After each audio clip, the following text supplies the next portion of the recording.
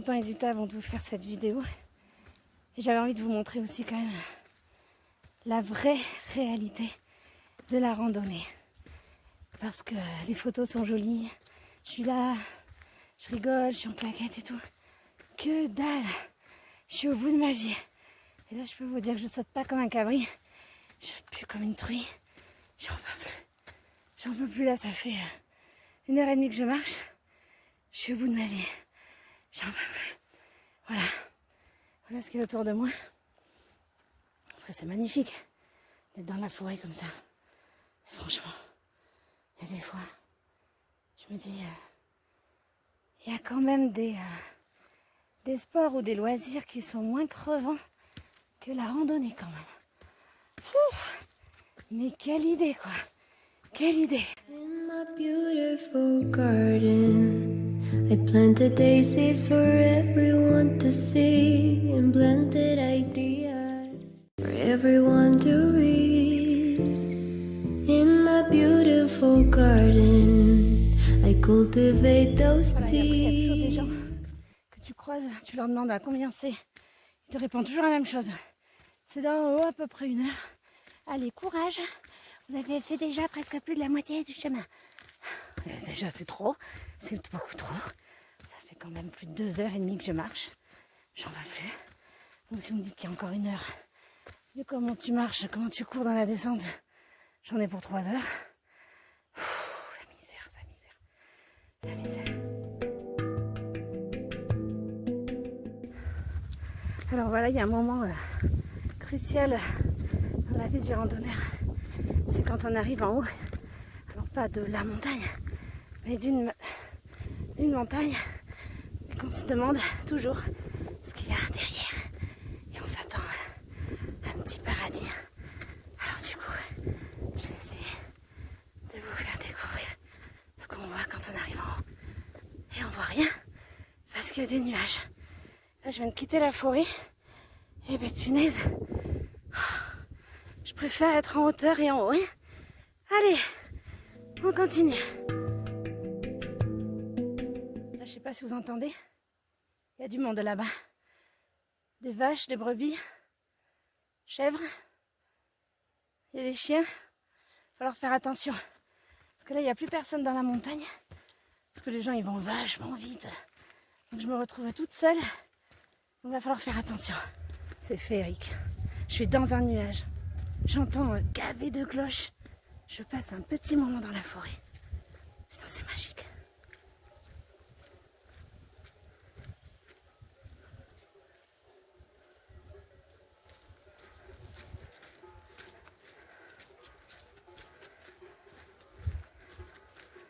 Ils sont où?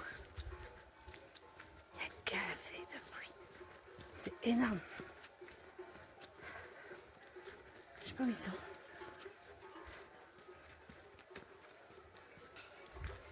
Alors voilà. Là ça va mieux parce que ça fait... je pense que j'ai fait le plus dur, la montée. J'ai été au bout de ma vie. Mais en fait, c'est juste magnifique après quand on continue. Et puis surtout c'est important d'aller à son rythme. De trouver son rythme aussi. Donc ça c'est pas mal parce que c'est quand même hyper mental la randonnée. C'est mental, vraiment c'est le mental qui te pousse à aller là-haut et à monter et à avancer. Voilà. Et après c'est par étapes, donc du coup c'est ça que j'étudie avant. Je sais que là j'avais la plaine avec les animaux, donc première étape de faite. Après maintenant je vais atteindre un lac, deuxième étape, et après je vais arriver au refuge avec la vue sur le pic du Midi d'Osso. Et là j'aurai atteint l'objectif. Voilà. Et comme ça, c'est important d'arriver au bout. Et il y a des phrases à bannir. J'y arriverai jamais, c'est trop dur, j'en ai pas les capacités, je suis pas capable. Toutes ces phrases, elles sont à bannir. Alors ouais, quand on est en galère, que c'est dur, on peut dire j'en ai marre, mais pourquoi je fais ça? Et c'est comme dans la vie, il y a des fois, c'est trop facile, on peut trop baisser les bras et se dire allez, vas-y, fais demi-tour, va boire un café, un chocolat, mange un gâteau basque. C'est tellement mieux à faire. Et en fait non. Parce que franchement, une fois les 2 premières heures passées, Je vais pas dire que c'est du gâteau, mais c'est quand même super chouette. Voilà, alors là du coup, pour moi c'est un chemin un peu compliqué, parce que du coup, il y a gavé de chèvres. Alors du coup, je vais essayer de pas faire de bruit, pas de gestes brusques, aïe, pas me casser la gueule.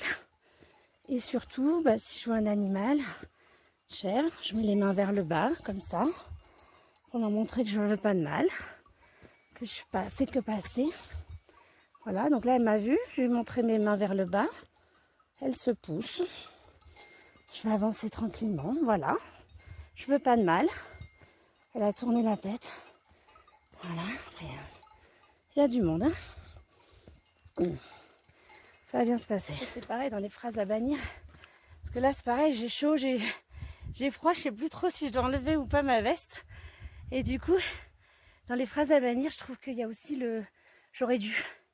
J'aurais dû prendre une veste moins chaude, un petit truc, un petit soupule. En fait, t'avances pas avec des j'aurais dû. En fait, ça t'avances pas avec ce que t'aurais pu faire ou pas. Non, tu fais avec ce que t'as aujourd'hui et t'avances avec ce que t'as. Donc là, j'ai un gros pull, et je l'enlève et je le sors et je le remets. Voilà, ça me fait faire des pauses. Il faut positiver. Se dire en même temps, chaque fois que je fais une pause pour mettre et enlever le pull, une petite pause pour boire un peu d'eau. Voilà, c'est reparti. Voilà, alors là c'est un peu frustrant parce qu'on voit rien, mais on entend la cascade. Qui dit cascade dit eau, et donc j'ai mon lac qui est pas loin. Voilà, et je sais que là ça va être hard, parce que je vois à peu près dans le brouillard que le chemin il est à côté de la cascade. Donc ça va être le chemin le plus compliqué. Et après j'imagine que je suis en haut, et qu'après le refuge est peut-être là-bas. Espoir, espoir. Bon, allez, je vous montre, ça c'est le passage que je préfère dans les randonnées. C'est le passage où on va franchir une petite rivière. Voilà. Donc là, il faut trouver où est-ce qu'on met les pieds. Déjà, il faut savoir est-ce que c'est bien là. Parce que je vois deux chemins. On va se la faire comme ça. C'est parti!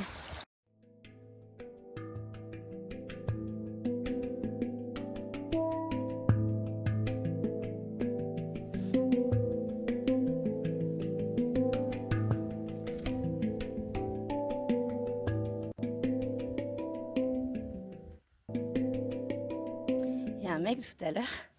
Je lui demande, voilà, il reste combien de temps d'après vous jusqu'au refuge? Il me dit, voilà, 2 bonnes heures. Et puis c'est dur, c'est rocailleux, ça monte. Je dis, mec, franchement, si je voulais pas monter, je viendrais pas à la montagne, quoi. Mais c'était mignon. Bon, du coup, il reste combien d'heures? Il n'y a personne.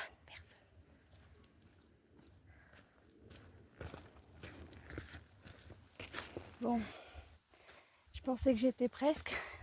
Je croisais des gens qui m'ont dit, ouais, vous y êtes presque et tout. Courage. Puis là, je viens de voir 2 groupes de jeunes qui me disent qu'il y en a encore pour une bonne heure et demie. Donc je suis un peu inquiète. Bon, je me dis, allez, c'est pas grave. De toute façon, c'est pas maintenant que je vais faire demi-tour. Donc il faut avancer. Et puis eux, ils sont en descente et moi en montée. Donc voilà. Et c'est là le moment où tu te dis, ouais, et là, il va falloir y aller. On y va. Allez, on y va. Voilà. Je crois que là, c'est le moment le plus dur parce que je pense qu'il reste encore une bonne heure. Et le cerveau, il est plein de stratégies. Il te dit, ouais, c'est bon, plante la tente là. T'en as rien à foutre. Après tout, c'est pas l'objectif qui compte, c'est le chemin. C'est déjà bien ce que t'as fait. Allez, c'est bon. Tant pis pour le chocolat. Tu n'es pas obligé de prendre un chocolat au refuge. Faut arrêter avec ces conneries. Voilà ce qu'il te dit, ton cerveau. Et là, tu te dis, bon, eh ben, on va quand même le faire. Voilà, j'ai une leçon que j'apprenais à mon fils l'année dernière, il y a 7 ans, pour notre première vraie rando. C'est que tu peux pleurnicher, tu peux avoir mal, tu souffres et tout. Tu continues, tu avances. Et ça, vraiment, c'est comme dans la vie. Il y a des fois, c'est méga dur. Mais franchement, avance. Petit à petit, mais avance. T'arrêtes pas. Continue. Avance. Voilà. Ça doit être la dernière phase la plus dure. Et là, tu commences à en vouloir aux gens parce que tu leur as demandé le chemin et qu'ils t'ont sapé le moral. Ils te disent, oh là là, c'est pas à côté. Il y a encore bon 3 km là. Ils me disent, ça monte, c'est dur. Oh, il y a de la roche. Et du coup, tu leur en veux alors qu'ils y sont pour rien. Mais ce qui est bien, c'est qu'ils ont donné des étapes. Voilà, là, je sais que je vais passer un col. Et après, je sais, j'aurai des cailloux. Et après, ça redescend et j'arrive enfin au refuge. Voilà. Et ça, c'est chouette parce que ce que je voulais, c'est des petites étapes pour me repérer, des repères. Donc, je sais que je ne suis pas arrivée, mais bon, il y a des étapes. Voilà. Et tu peux même aller jusqu'à détester, haïr les gens. Parce que là, tu te dis, vraiment, le prochain qui me dit, il y en a encore pour une bonne heure, il y a encore un col à passer, je le pousse dans le ravin, c'est bon. Alors qu'en fait, je vais le rendre responsable, alors que moi j'ai mal, moi je souffre. Et lui, il minimise ma douleur et ma souffrance en disant, oui, encore une colle. Ou bien il t'enfonce encore plus. Ouais, ça va être dur. Bon, de toute façon, il n'y a que mes jambes qui pourront m'amener là-haut. Donc, qu'il y ait un col ou deux, il faut y aller.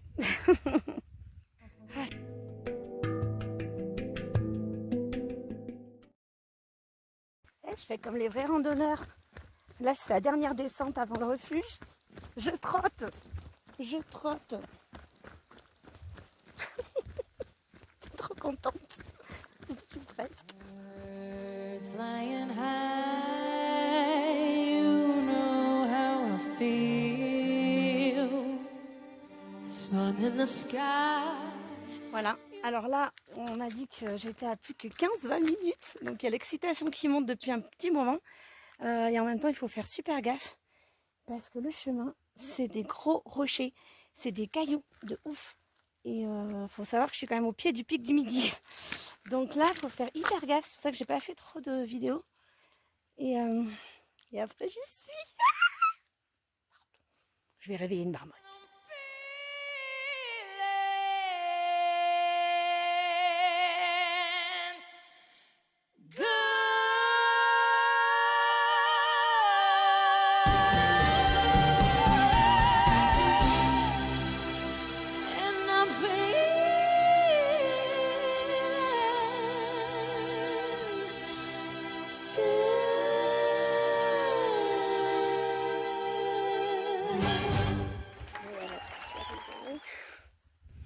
Je suis super contente et je suis épuisée, j'ai mal aux pieds, j'ai mal aux jambes.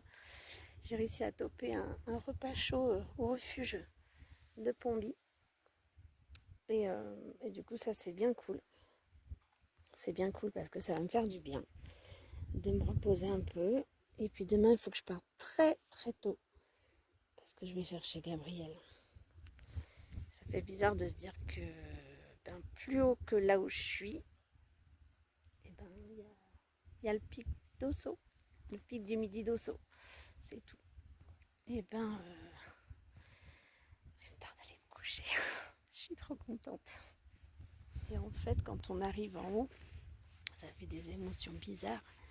C'est voilà, la fois la fierté d'avoir réussi, d'être en haut. Et en même temps, la joie, le bonheur, l'excitation que ces nuages s'en aillent pour voir le paysage. Et puis en même temps, soulagement, fatigue, épuisement. Ça mélange de tout ce qui se passe là-haut. Beaucoup d'émotions. Birds flying high, you know how I feel. Sun in the sky, you know how I feel. Breeze drifting on by, you know how I feel. It's a new dawn. It's a new day, it's a new life for me, and I'm feeling good.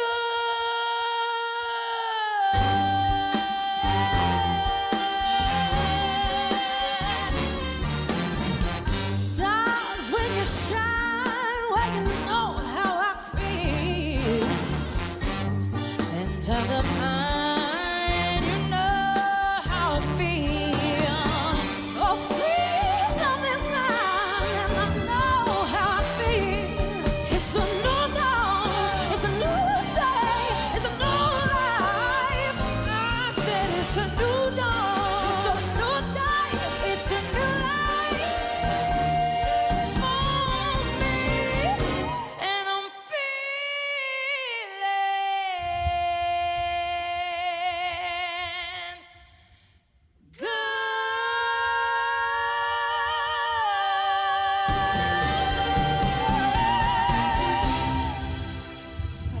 le lendemain, il faut rentrer.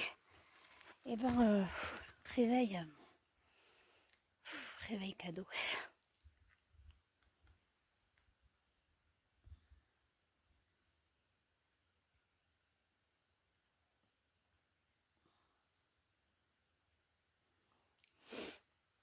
Ce petit cadeau, la petite récompense d'être arrivé en haut, d'être arrivé. Ça fait des émotions de ouf. On se dit waouh, merci.